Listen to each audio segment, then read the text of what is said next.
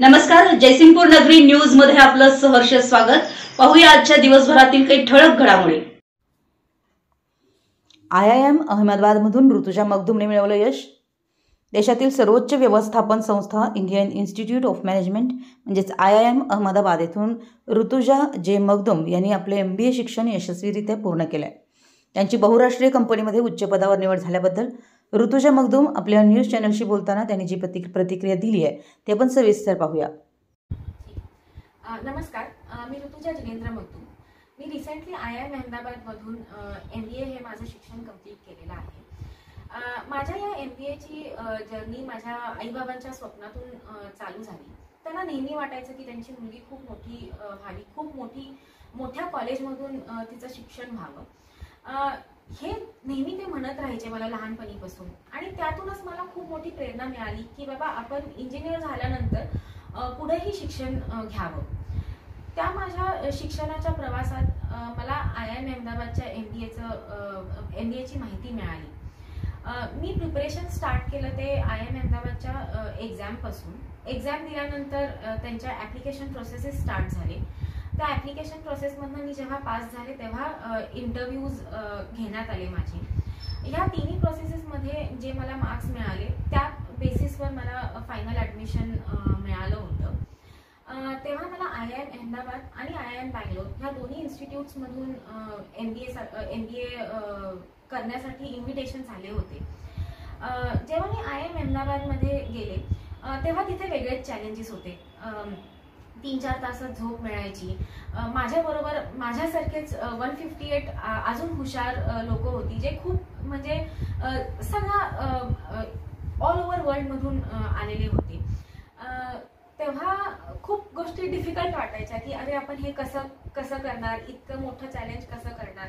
पण मग तेव्हा वाटायचं की जसं आपण ॲडमिशन मिळवण्यासाठी सातत्य ठेवलं, जसं हार्डवर्क केलं, तसंच जर आपण इथंही करत राहिलं, आपलं पॅशन फॉलो केलं तर सगळ्या गोष्टी पॉसिबल होतील। हेच डोक्यात ठेवून मी पुढं शिक्षण करत गेली। एक स्त्री जेव्हा सक्सेसफुल होते तेव्हा तिच्या पाठीमागे एक खूप मोठा कुटुंबाचा सपोर्ट सिस्टम असतो। माझ्या आई बाबांनी मला एक स्वप्न बघायला शिकवलं। नुसता स्वप्न बघायला शिकवलं नाही तर माझ्या पाठीला बळही दिलं की हा तू करू शकतेस आणि तू कर। माझ्या पती सौरभ यांनी नेहमी सपोर्ट दिला की हे तू ह्या ठिकाणी असं करू शकतेस, तू हे असं कर मग म्हणजे तुला सोपं होईल, हे नेहमी ते सांगत गेले। माझे सासू सासरे, माझे तिकडचे आजी आजोबा त्यांनीही नेहमी प्रोत्साहित ठेवलं, मला खंबीर आधार दिला। त्यामुळे मी बाकीच्या सगळ्या पालकांना, बाकी कुटुंबियांना हेच सांगू इच्छिते की तुम्ही तुमच्या मुलींना खूप मोठं शिकवा। मुलींना काहीच अशक्य नाही आहे। त्यांनी आता स्पेसमध्ये पोहोचले, त्यांनी IIM अहमदाबाद सारख्या इन्स्टिट्यूटमध्ये पोहोचले। तुम्ही जर तुमच्या मुलींना प्रोत्साहन दिलं, त्यांना आधार दिला, सपोर्ट दिलं तर त्यांनी काहीही अचीव्ह करू शकतात। त्यामुळे तुम्ही नेहमी तुमचा आशीर्वाद त्यांच्या पाठीमागे ठेवा। माझ्या पूर्ण जर्नीत प्रत्येक स्टेपवर मला चांगले गुरुवर्य मिळत गेले। ते शाळेत असू देत, कॉलेजमध्ये असू देत, IIM मध्ये जाण्याच्या जर्नीमध्ये असू देत किंवा तिथं गेल्यानंतर असू दे। तर मी सगळ्या मुलांना हेच सांगेन की तुम्ही तुमच्या आयुष्यात एक चांगलं मेंटर, एक चांगलं गुरुवर्य शोधून त्यांचा आदर करणं ही खूप महत्त्वाची गोष्ट आहे। तुम्ही जे पण मनात जे घ्याल ते तुम्हाला शक्य आहे। तुम्ही फक्त ती एक स्टेप घेणं गरजेचं असतं। Everything is possible if you work hard and show your dedication to it.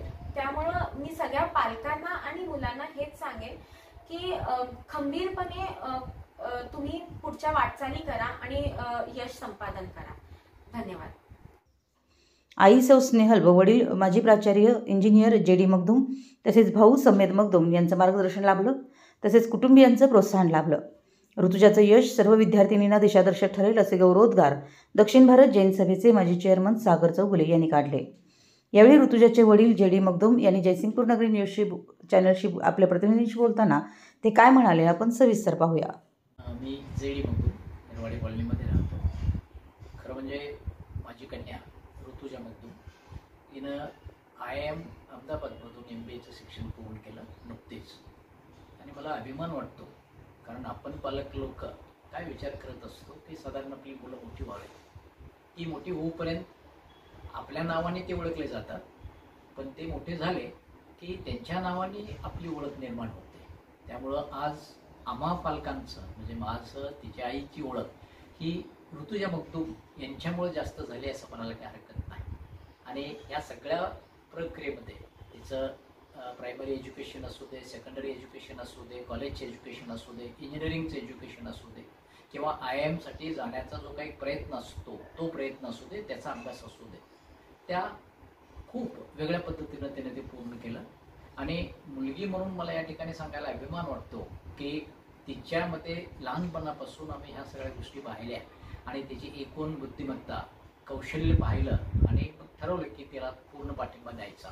आणि त्या पद्धतीनं पाठिंबा दिला आणि खरोखर तिनं त्या पद्धतीनं कष्ट पण केले त्या याच्यामध्ये. म्हणून मला असं वाटतं की मी स्वतः MTech आहे मेकॅनिकल इंजिनिअरिंगमध्ये, पण सगळ्या पालकांना माझी विनंती आहे की आपल्या मुलांमध्ये आपण हा स्पार्क पाहावा, त्यांना योग्य मार्गदर्शन द्यावं.